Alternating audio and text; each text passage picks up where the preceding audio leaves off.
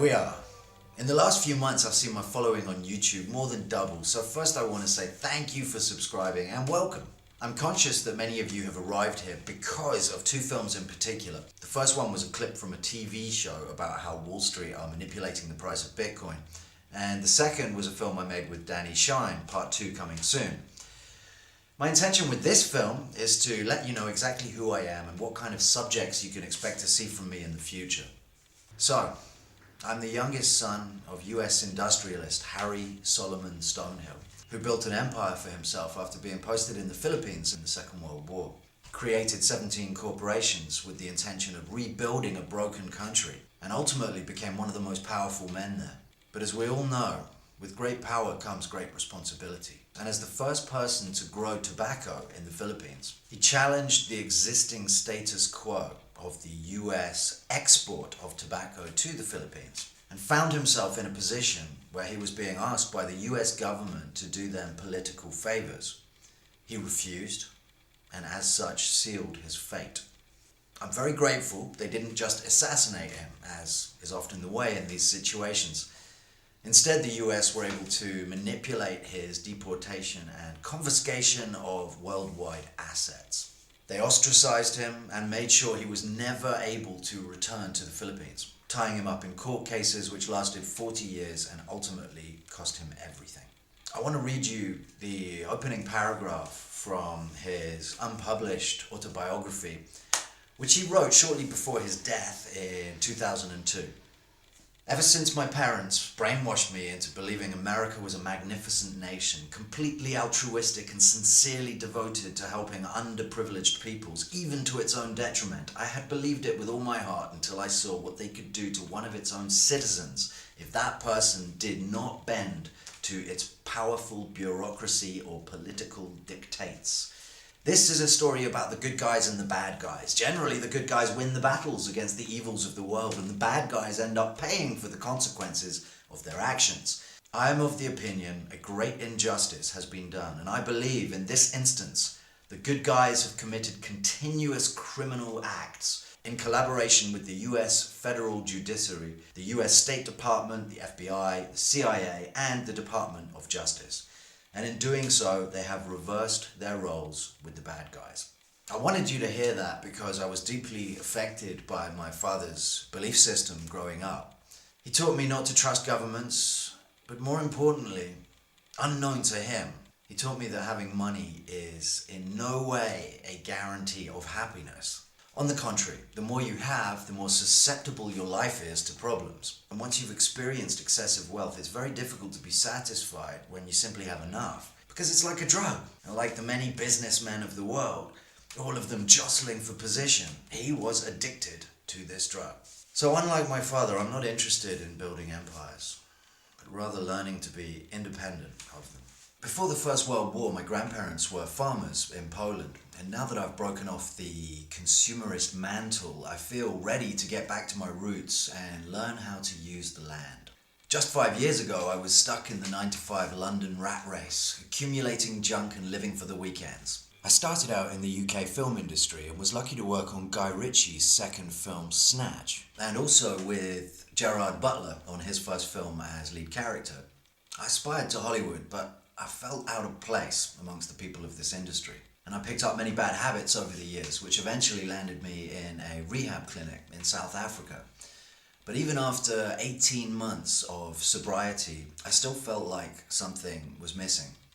So in the summer of 2013, I terminated my bank account, gave away and sold most of my possessions, packed the rest into a bag on my back, and set off on a barefoot journey around the world shooting time-lapse films. At which point I started this YouTube channel. I walked a section of the Camino de Santiago, spent a few months in Barcelona, and then I was guided all the way to Thailand, where I met Sabrina on a bus. Today we have 2 kids, and we are currently based in the south of France, not far from the Spanish border. I've been able to maintain this new lifestyle because in August 2016 I discovered Steemit, the crypto-based social media platform.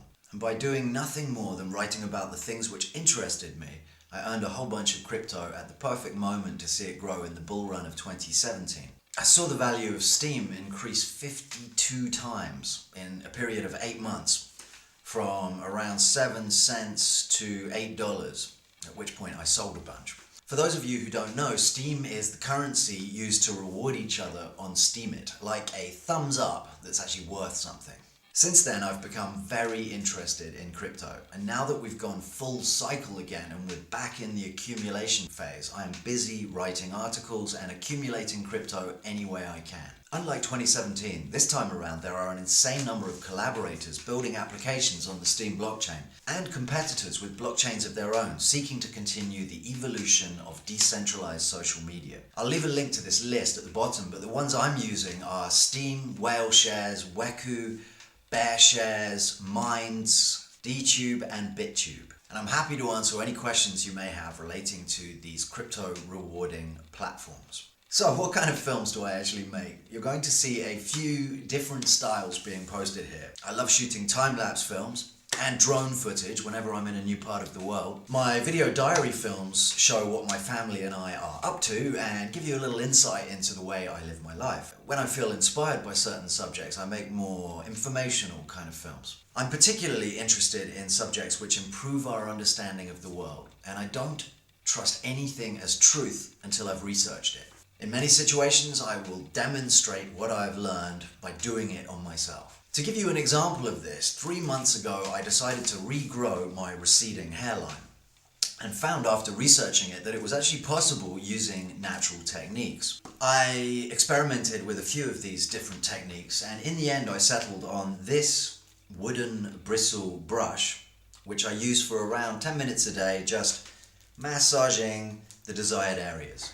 That's it. The brush cost me €7, I think it was, and I think you'll agree it's been pretty successful. Still needs to grow out a little bit, but I am 100% happy with the results. And had I listened to my doctor, I would be using Rogaine now. It's a little bit sad that in this world of information, simple techniques like this are not more commonly known. But while corporations run the show, profit margins will always be more important than truth.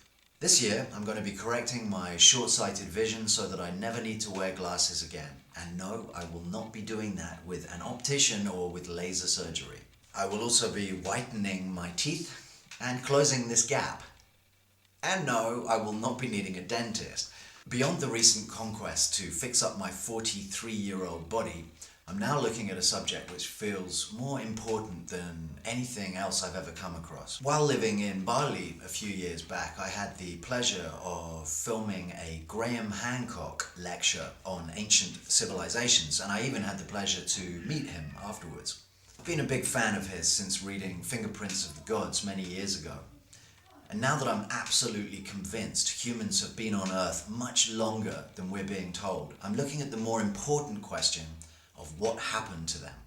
It seems to me that life on Earth is controlled by a natural cycle which has been intentionally hidden from us. And there is a lot of evidence to suggest that we are moving now into a period which will be testing for us as a species. The first thing we're going to see is more and more extreme weather, which will lead to massive agricultural crop losses, dramatically increasing food prices at a time when we are poised at the brink of a global recession.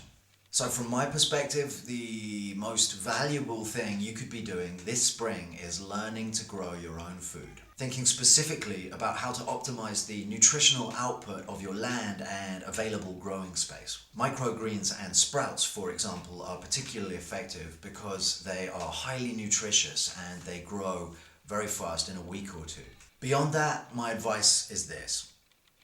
Get off the banking system and start using crypto. Get off the grid and start using solar power.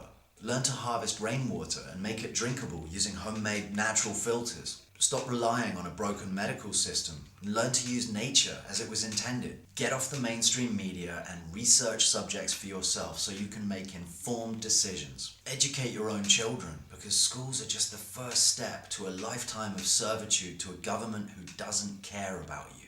Better to teach them the kind of skills which will retain their value no matter what is happening in the world. And last but not least, get your spiritual house in order. You are a non-physical being in a physical shell. And just as we attend to the health of our physical bodies, so too must we attend to the health of our non-physical bodies if we are to thrive here. So that's where I'm at right now, but I'm always open to new ideas, and I look forward to hearing some of your comments. I'll leave some links below for those of you who are keen to delve deeper into the rabbit hole. And for now, I bid you farewell. Thank you for watching.